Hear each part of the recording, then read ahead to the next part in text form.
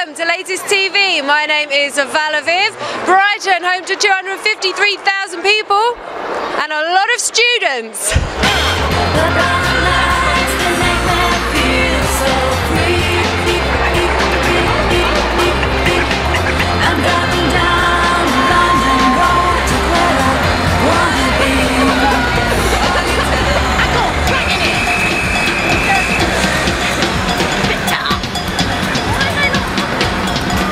Coming up in this week's show, Carl Anderson meets Chap Hop Elemental. Now when I say Earl Grey, you say yes please. Angie Mariani suits you at the Engineerium with Mark Williams. Shoot you, Gresham. Well done, sir. I've never heard you say that outside of your show. Vicky Nangle gets tickled at Charity Chuckle. Oh. Nice, Brad. Oh, that guy. Do you know what? That was as good as it's going to get. It's going to be crap now.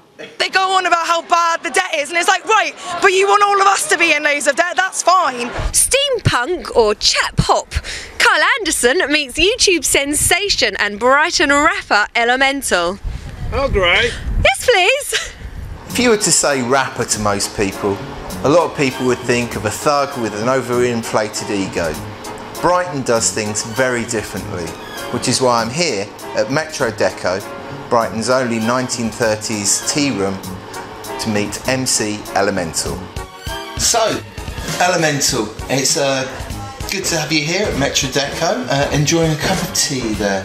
Oh, what a surprise. So you got a new album out with Tom Caruana at the moment. It's funny you should mention it, mate. I do have one. I do have a new album out. It's called The Indifference Engine, and it's a sort of steampunk flavoured hip-hop EP. What is steampunk? Steampunk basically is like a Victorian, people who are very into Victorian things done in a modern way. So you might have a laptop with brass handles and oak panels and things. It's like a fetish night and a comic convention had a baby. What should people expect when they come to an MC Elemental show?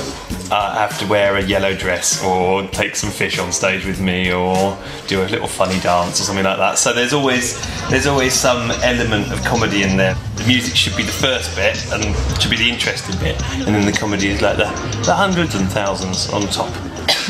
I feel a bit. I think there's something in the brew.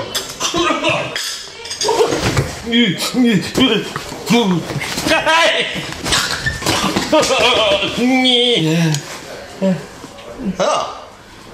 Ooh. Professor Elemental. Well, it was like the end of a series of Doctor Who, that wasn't it? Except it's still me, sort of.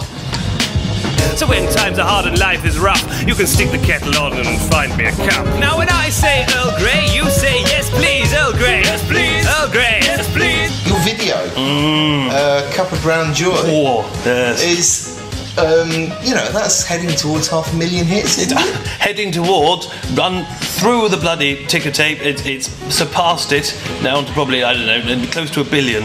I've been working with Moog, who did the Brown Joy video. We've created a video sort of therapy session entitled Fighting Trousers, where I once again took to the boxing ring, because I was a boxer back in the day, heavyweight.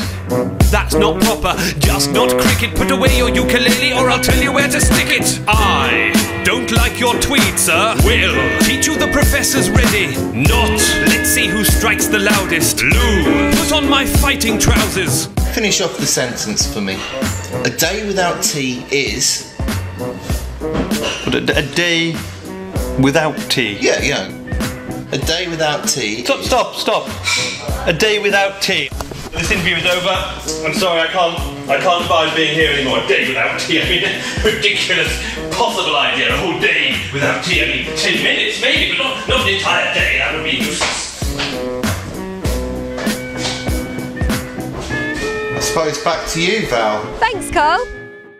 Brighton may not look like the science capital of the world, and it isn't. But anyway, Mark Williams has been visiting the recently renovated Engineerium. Angie Mariani reports. Steve, can you tell me how this all came about? Well, this museum basically had lost money for years and was going to be sold off, and they arranged an auction to sell all the things in there. People came from all over the world to buy the items that are stored here, which are quite valuable. At the last minute, Mr. Holland came in, Mike Holland came in and said, this isn't right, it's an important thing for Brighton and these things shouldn't be disappearing. How long ago was this? That's 4 years ago. And then just after that, Mike approached me and said, would I come and be the project manager and help start restoring the museum, with the idea of making it not just a museum, but at the core of it being a steam museum, but with things that would attract families and people. He wanted it to be sort of a jewel in the crown of Brighton, really. A really nice place to come and come more than once. I'm with Mark Williams at the Engineerium in Hove. Mark, can you tell us a bit about your day here today? Well, I'm here with Gresham Blake, who's a friend who invited me because he knew I'd be fascinated.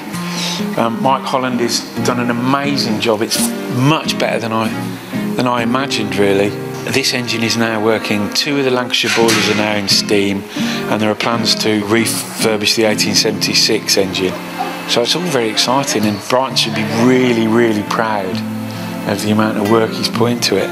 And it's going to be a venue that I, for one, will be very keen to attend anything happening here. It's an amazing place. It is an amazing place. Yeah. Are you interested in this part of history? Yeah, I've presented some television programmes about the heritage of our work, because we built this, us, as a nation and as a collection of skilled individuals. I don't mind a bit of fashion and I don't mind a bit of music, but I like a bit of our history. Social history. Yeah, because it's important for us, because it's made us who we are. A lot of these pumping engines for water were the last steam engines that existed, because they were cost effective. They were built for the municipal water corporations, which is what this is for. And over there's a signboard which shows you where it's pumping to. Dyke Road, Nunnery Road. It's now pumped from the same site, but from a concrete box with some electric engines in it. That's all right. It's all right, you know what I mean? Still got a drink of water, ain't ya? So, you know, thankfully, it's still here. And the fact that it's going to be working again, not for money, but for pleasure, as it were, and for education, is a marvellous thing. Gresham, would you like to join us? Well, obviously, it's just aesthetically, it's just amazing, but it also represents a quality of manufacture that we were like really proud of in England that's sort of gone, really, and it's something that I think good at some things. Tailoring. Already, my love. But it's true, you know, that sort of handcrafted, handmade, made to fit. I mean, what amazes me about this machine is when it's going, you can't really hear it. But look at the size of it. You think it'd be clunked in, and I'm just really attracted to that sort of preciseness. And it would have been made in a factory and disassembled and brought on site and reassembled. It's embarrassing, isn't it? Yeah, you needed some Victorian charm. You see, there's something of this is wrong. They don't just buy a new bit. Even now, it goes to the machine shop and they remake the piece that's gone wrong. Yeah. Which again echoes what we do in my business. You know, people come in, the sleeve's ripped or something. We'll replace the sleeve rather than just throwing it away. It's that sort of. It's better than recycling. It's just refurbishing, which is what people should be really doing. American guy in London boy. Before he speak, his suit's bespoke. Yeah. Down with the kids, eh? Liking it. Suiting. Yeah. Suit you. Suit you, sir. Suit you, Gresham. Well done, sir. I've never heard you say that outside of your show. I sometimes ring Paul up like we used to be. Hello, sir. You're the only person I can see this to, sir. Thanks very much. Thank you very much, Mark Williams and Gresham Blake. Thank you. Thanks. Brighton is home to some of the funniest comedians in the country. Vicky Nangle went to chuckle at Charity Chuckle. I'm here with Nikki B from Amaze, and we're here at Charity Chuckle, which is about to do a fundraiser for you. What is Amaze? Amaze is a charity. We're based in Brighton and Hove, and we look after the families of children with special needs and disabilities in this city. We want to make fundraising fun, and we've been really fortunate. We've got a patron who's given us access to some fantastic comedians, Steve Coogan as Alan Partridge and Noel Fielding, as you well know. And so, yeah, the next year is going to be even bigger and better, so look out for the big cheer. Tonight we have some fantastic comics who are here, and we're really lucky, and we'll let them introduce themselves. Hello, I'm Jim Holland. I'm a comic and I book people for Charity Chuckle. Hi, I'm Kerry. I'm from Devil's Dyke. Woo! And yeah, I'm the promoter here and also do some stuff. I'm Julie Jepson. I'm the compere tonight and quite often the compere for Charity Chuckle, actually. Quite lucky that way. This is my favourite venue in the town, but I've got to say that really, haven't I? Because they're the ones that are filming it, aren't they? So yeah, and looking forward to tonight. So. My name's Adam Race. I have been doing this for over 3 weeks now. It's going pretty well. I'm Ramesh Ranganathan. I'm extremely honoured to be the token ethnic minority that they've selected for this evening. So fantastic. Adam, you've been going for 3 weeks. When I moved to Brighton, it's either going to be street theatre or stand-up, so I can't dance. You've got a voice, you want heard. Exactly. So I thought, you know, share my view of the world. I grew up in Ipswich, so there's a lot of things to share. And Ramesh, what is your secret apart from always thinking that you're not going to do very well? That is it. I don't feel like I'm going from strength to strength, to be honest. It just feels like I'm getting lucky repeatedly. And also, I do like to just write a little letter to the competition runner saying, you know, if I don't go through, there are going to be some racism accusations flying around. So, Kerry Herbert, you've been doing wonderful stand-up for quite a while, but you've also been arranging Charity Chuckle for quite a bit as well. What is the motives behind Charity Chuckle? Well, I think as part of the big society, you know, all the charities are now losing money hand over fist, and local charities really need the money. And also, we wanted to provide a stage for local comics, you know, to get up and also get more people down doing headlining spots and so on. It's a massive thing in Brighton comedy at the moment. It's really, really rich in loads of clubs and nights going on. I think the people in Brighton are really good audiences for comedy as well. They're sort of intelligent and beautiful. You're calling the audience beautiful. Is this your way to get more audiences to come in by telling them they're lovely? Yes. Do you have a gag to send us off with, Julie? Well, I was just thinking, because in my day job, where I do a lot of signing, Makaton signing, we call Brighton because that's Brighton. And then as soon as people get to the train station, they come down to the Pebbles, put their hand in the water and go, you know, it's freezing. So that's Brighton. And Hove, that's Hove actually. So if you put it all together, that is Brighton and Hove actually, is if you put the whole thing together. And there you have it, a brand new way of saying where you come from. There's nowhere quite like Brighton. And here's a message if you disagree. Piss off back to London. hello there. If you're a fan of Ramesh Ranganathan and the things that I say, please feel free to come along to Bent Double at the Comedia on the 5th of December. And if you see me there and think, wow, I'd like to see that guy again this month, then go along to Comic Boom, which is also at the Comedia on the 30th of December. Look forward to seeing you.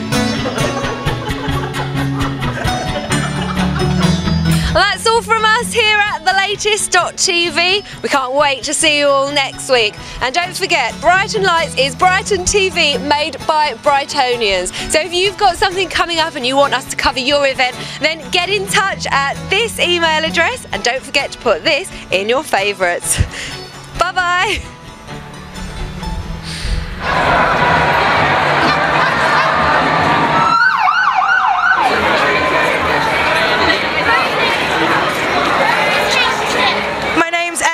I think it's outrageous. There's like this ongoing line of it's our only choice, it's our only way, whereas there's like Trident and loads of unpaid debts. If they just claimed that back, and then we would have the right money, and they're just making fees extortionate, and then they've got this line of we should, you know, privatise schools so that the poorest students can get a good education, but yet you're putting up the uni fees so they won't be able to go. It's like everything they say is really contradictory, and it's like I'm 16 and even I can see that you're contradicting yourself. It's like, and you're trying to get the majority of people to believe you. I just really don't quite understand. So what kind of an impact do you think this march is going to have today? I think it shows that we are willing to fight. Like, we're not just going to lie down and let this happen.